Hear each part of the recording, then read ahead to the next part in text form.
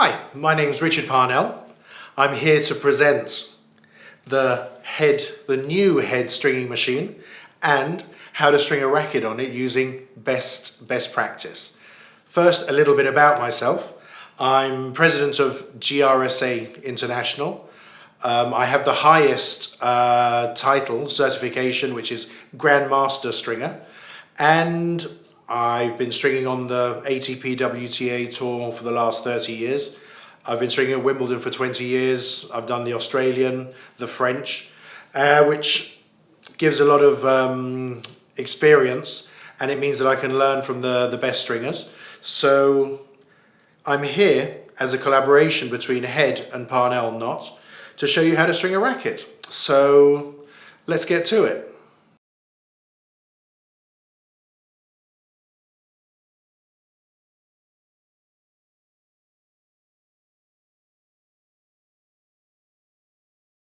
First thing to do is check the racket, the pattern, the tension. So this racket normally is 23 to 27 recommended tension. So I would say let's string it at 23, and we'll have to mount the racket first. So here we have the sign for the throat and the head. The easiest way to do it is actually put the throat in first, because we can find the center very easily. So close the supports here, and then we can close the other ones, which means that it's centered very easily. It's much easier to find the center at the throat than at the head. So we've done that. What we need to do now is also make sure that these supports are firm and the 6 and the 12 are just against the frame. The reason for this is that when we put all the main strings in, the frame is going to compress, and then when we put the crosses in, it's going to come back into shape. So that's what we need to do. So the frame is now mounted on the mounting. We now make sure that we're at 23 kilos, which is the tension that we want. We're not going to use any pre-stretch at all. And the speed is, I've got it on high, because this racket we're going to string with a hybrid. So we're going to use monofilament strings in the mains, which we'll have the high speed for, and then we'll use natural gut crosses, and we'll use a slow speed for that to protect the gut and to pull nice and easily so that the string doesn't suffer. So now the first thing is, let's start stringing the mains.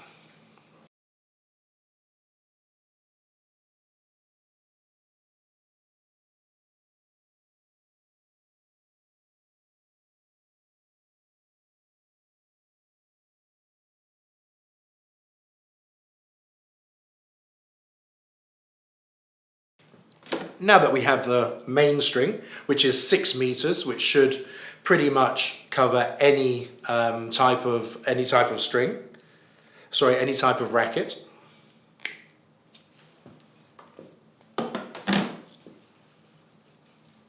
The first thing to do is to check the string, so we just run it through our hands and make sure that there's no imperfections. Now would be a good time to find out, because if we're halfway through a restring and we find that there is an imperfection, we've just wasted a lot of time. So now the first thing we need to do is find out where the first curve is, which, looking at it here, it's in the throat.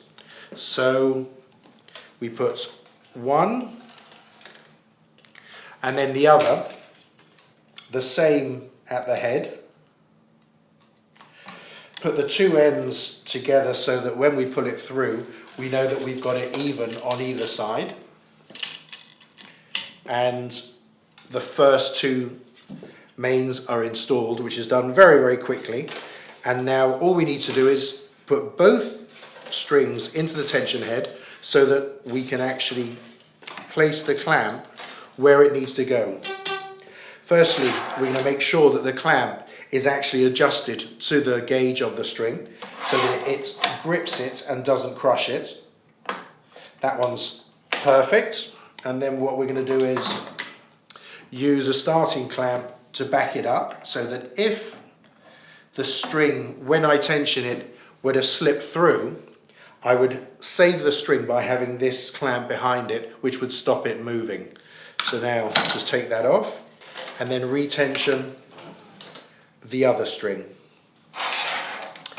This, again, we make sure that the clamp is actually, this one feels a little bit tight, so we just make it a little, we loosen it off a little bit, because what we don't want is we don't want to crush and weaken the string. And now we're ready to start. What we're going to do is we're going to do only ever 3 strings ahead on one side. So we use this one here, so we'll do the second string.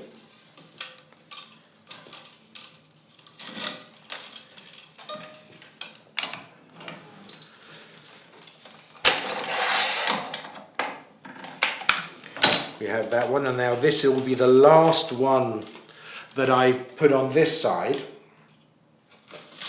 and tension on this side. Again, making sure that the frame is as straight as possible so that the string is as short as possible.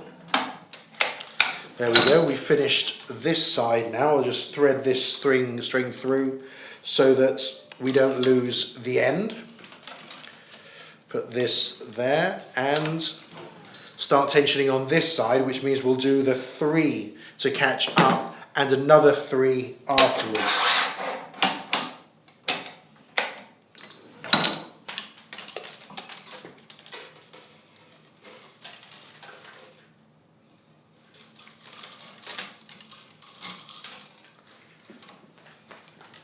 We're also going to try and make the tension head bite as soon as possible so we get a higher string bed stiffness, so that it starts pulling straight away and it's tensioning a shorter piece of string, so it actually gets a tighter string bed stiffness.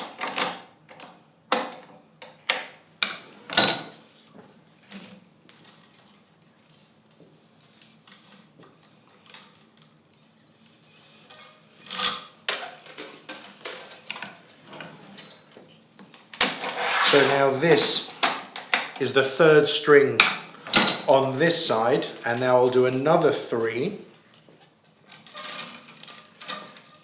making sure that as we go out the grommet strip is held in so that it doesn't slip out and expose the string to the frame and the frame to the string, which means we could actually theoretically break the string or the frame, where the frame would cut between the drilled holes. So that's something that is very, very important, that we hold the grommet strip in so that it doesn't damage the racket or the string.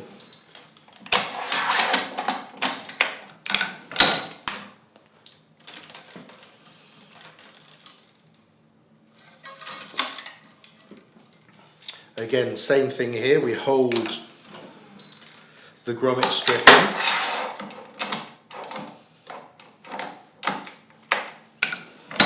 And that means we've now done, we did 3 there, we've done 3 plus another 3. Let's thread this string up so we don't lose the end. And now we'll come over to this side, holding the grommet strip in, and redo or do another 3 on this side.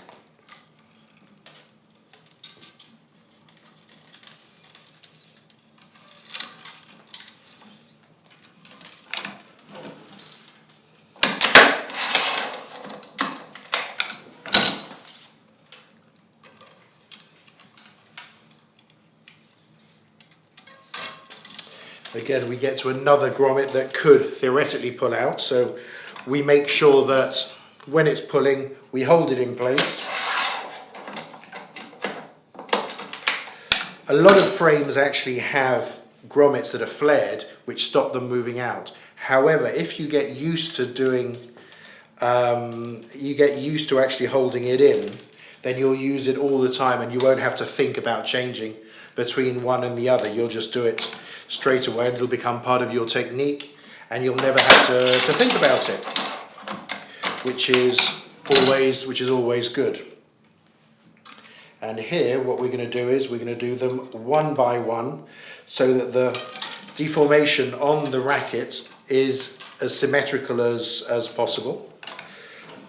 So here we do the penultimate one on this side as well, and then we put in the last string on this side, which now we need to, as these mains are going to tie off, we're going to add on 20% extra tension to make sure that the last strings are as tight as possible. And then we're going to go to the knot, which is we're going to use one today. I will show you, and I'll do another video to show you the difference between the two most used knots. So we're here, added the 20% extra on, held the grommet strip in, and now we'll do the same thing on this side. Again, holding the grommet strip in with the extra tension, and now we'll go to tying the knot. The knot I'm going to be using today in this video is the Parnell Knot. Very easy, it's compact, it protects the anchor string so that it's not going to suffer. It's one of the two most used knots in professional stringing. It's one of the two official knots for Wimbledon as well. So let's do it. First of all is to block the turntable so that it doesn't move. So we do a half hitch, which is as easy as they go. We just leave a little bit of a loop there, and then we come down and do another half hitch, but we come up through the loop that we've left. We use the starting clamp to pull up the tension so that the string on the outside of the frame is also tight. And then the same thing here. And what I'm going to do is I'm going to hold on so that it's tight, so that the tag end of this knot is straight on the string it's tied to.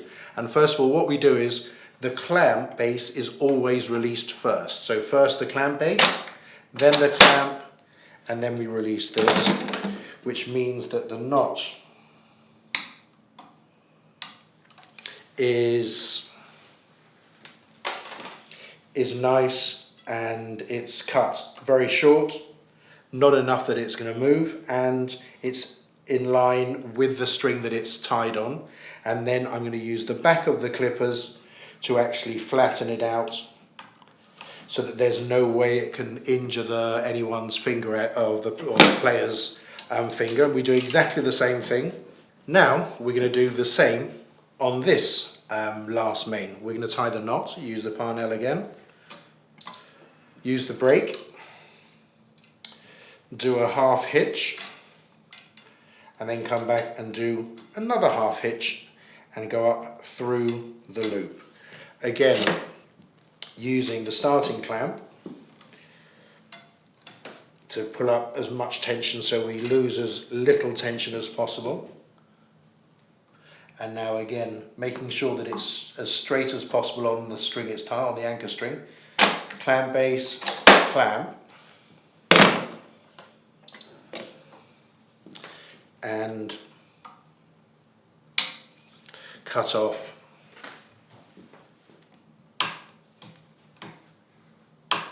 and flatten it out. So what we've done is we finished the mains, tied them off with a Parnell knot, and now we need to put the crosses in.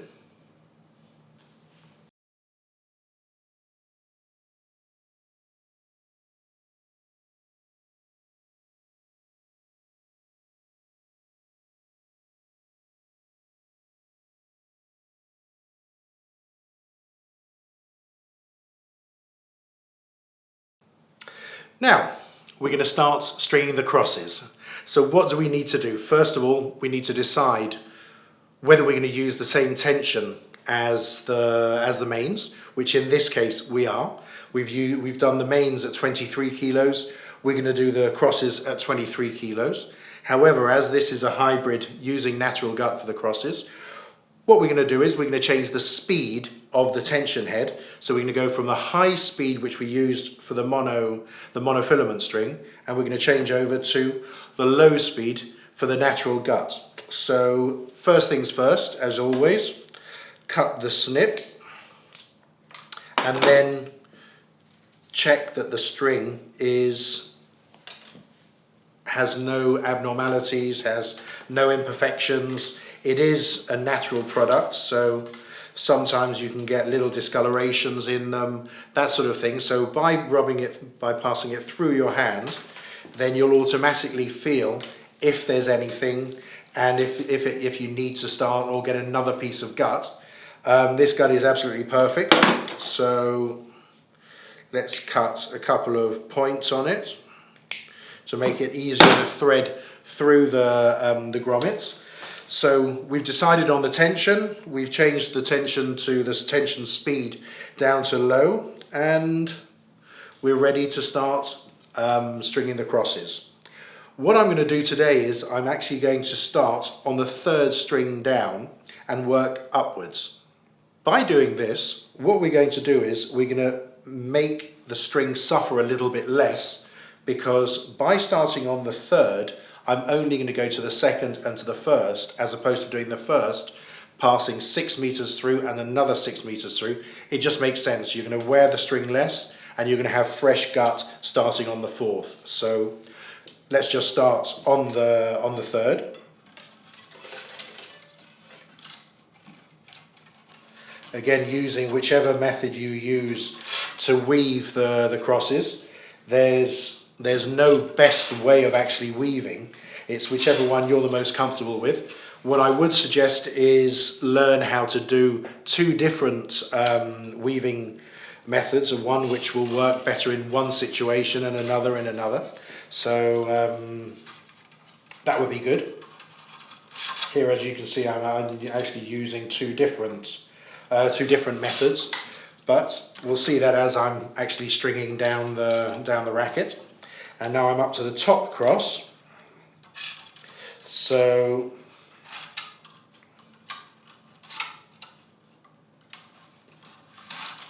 here I've got enough to get to the tension head, and at this moment we have a choice to make. We can either start with a starting knot or a starting clamp. We would always recommend using a starting clamp for the following reason. It means that we'll have all the knots the same, as opposed to having a starting knot and then all the others are going to be Parnell knots. So it just means that we'll have all of them, so aesthetically it actually looks better, and the string will actually suffer less. So here we've got enough string to get there. So we're going to use the starting clamp on the outside of the frame, use a Parnell pad to protect the grommet, the bumper strip, so that if we're stringing a brand new frame, we don't want something metal going against it and maybe leaving a mark. So now all we need to do is tension the first cross, which we've already checked the tension, so we know that that's good to go. We don't add any more tension because it's coming from the knot. We'll do that at the end. Now make sure that the clamp is actually adjusted to the change of string. So that feels a little bit loose, so we'll tighten it up a little bit, and we're good to go.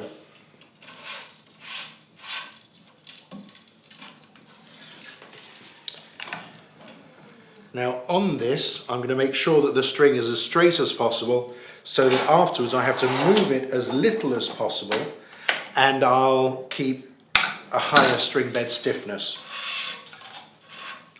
So each time I'm going to pull it back into place, make sure that it's as straight as possible, so I have to move it as little as possible when I finish. This is probably about the hardest part of it, where you're getting the string straight and you don't actually have to straighten it at the end. Sometimes you have to straighten it a little bit, but you try and make it so that it stays as straight as possible, and you'll get a much better end result. Natural gut is actually the only string that if you string it badly, the racket will play badly. So yeah, let's do it as good as we can, or as in the best, so that we have the best result.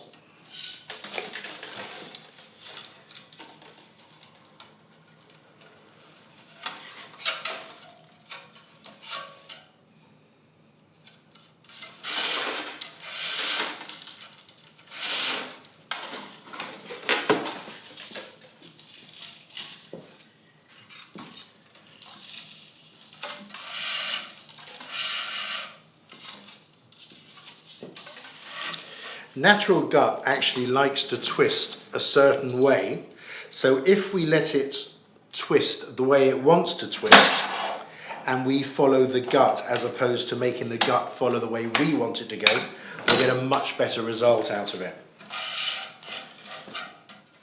And a fun fact is actually, if the natural gut is made in the northern hemisphere, it twists this way. If it's made in the southern hemisphere, it twists that way.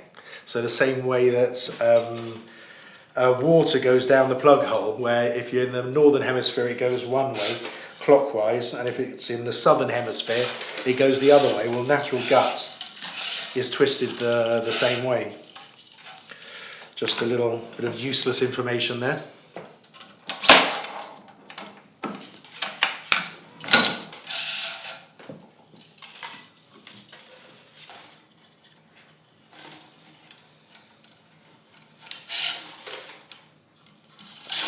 So you can probably notice that sometimes I'm using one method of weaving, and then in others I'm using another. So it all depends. Whichever one is actually going to be easier on my hands, easier, makes the natural gut move across more easily, then I'll use that method. So normally from this side going that way, I'll push it, which it just automatically goes through, or then halfway through, and then starts pulling it.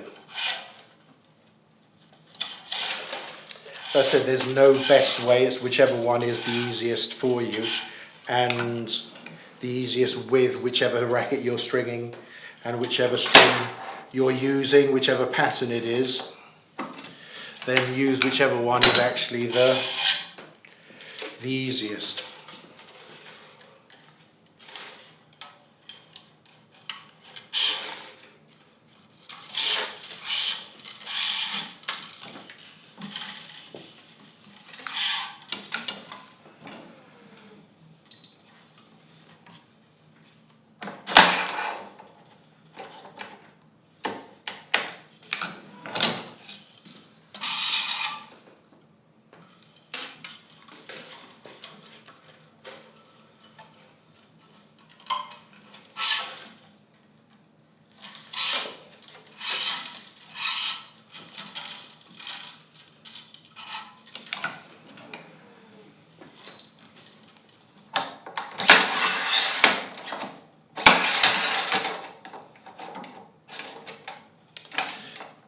To make sure that the clamp is as far across as possible, so that when the tension head comes back, the main doesn't move. So that's hardly moved there at all. It just means that when we get to the end of the frame, it means we'll have to move the mains less.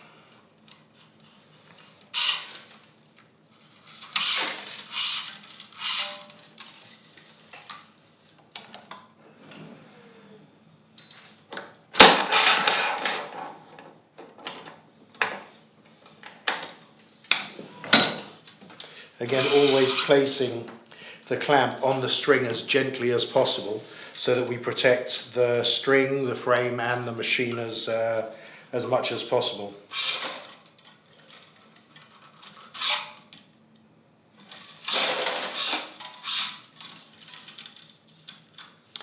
Often natural gut is said to be a difficult string to string.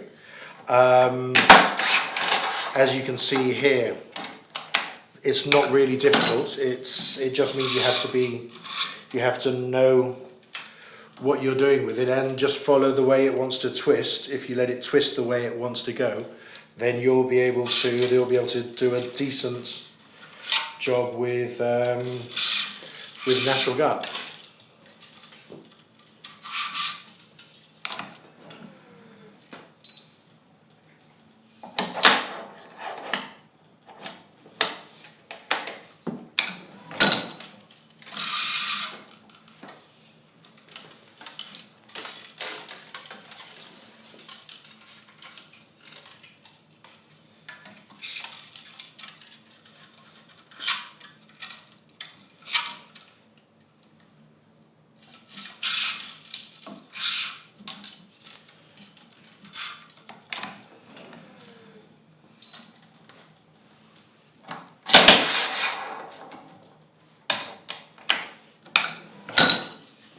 As you can see, the strings are as straight as possible, so that I actually have to move. I will have to move them as little as possible afterwards.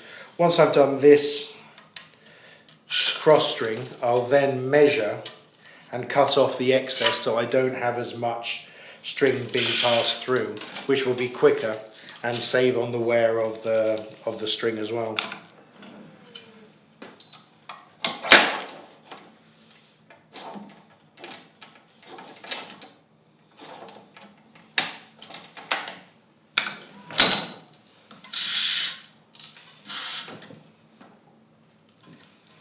In place, and now we've got 1, 2, 3, 4 crosses to do, so I'll just count the string. So we've got 2, 3, 4, get to the tension head, just cut this little bit off here.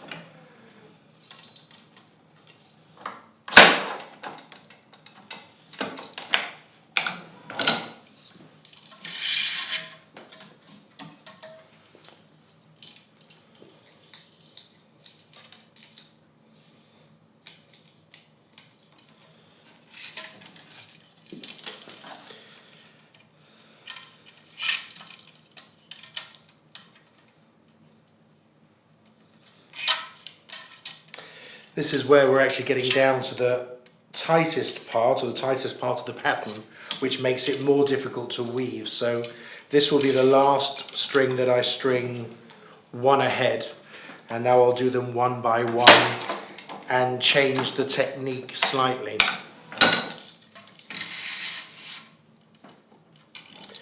So now we tension this one as well.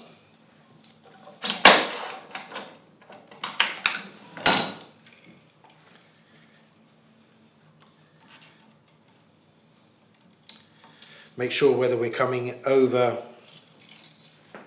or under, because when we come out we're going to want to be over the same side of the string, or whether it's above or below, so that we don't have any crossovers, which doesn't look good, and especially if they're up here can expose the string to scrapes on the cords. So let's pull this through, and now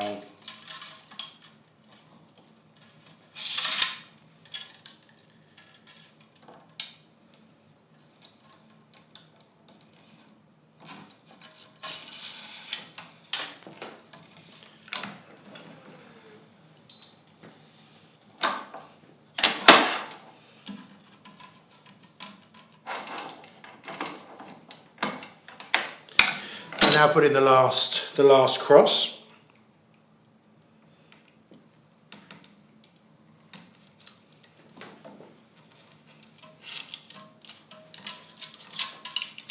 And here what we're going to do is I'm using the thumb. Let's say the thumb technique, which is pulls it through, and it works perfectly with natural guts, keeping it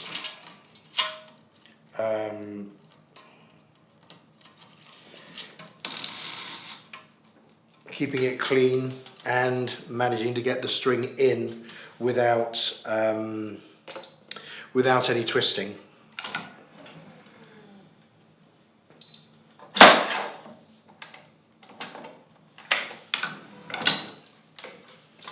Put the brake on.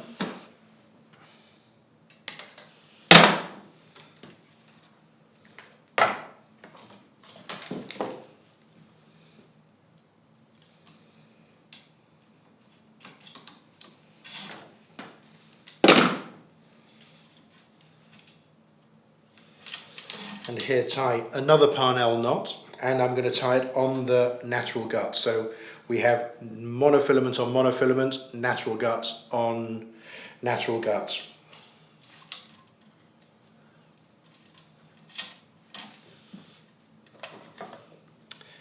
And make sure to pull in any tension that's lost on the outside, and pull it through gently, making sure that the string, the tag end, is straight onto the string that it's tied to, which means that if we always do that, if we do multiple rackets, then all of them are going to come out with the knots facing the same way, and they're going to look absolutely symmetrical, which on the ATP Tour there's certain players who will throw back a racket and say the knots aren't facing the right way or in the right place, so it needs to be done, and apart from that it looks a lot better. Now we're going to do the last one, add the extra kilos for the knot, and take this off, and then again tie natural gut to natural gut, which is through here.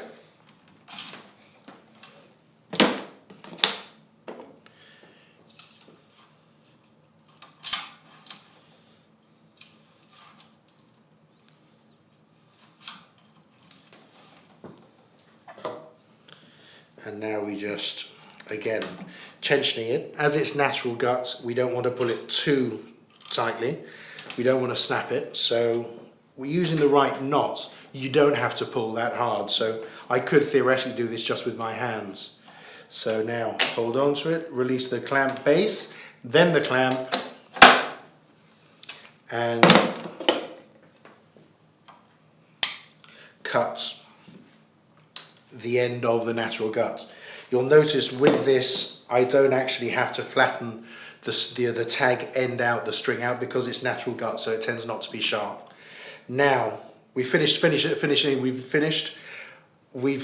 all the holes, so now we just need to make sure that all the strings are as straight as possible. As you can see, these strings, this one here needs a slight adjustment, this one as well, and then we just need to get these mains as straight as possible, and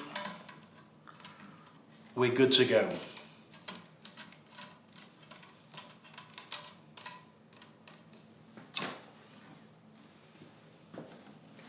And as we take the racket out of the machine, it should come out as easily as it went in.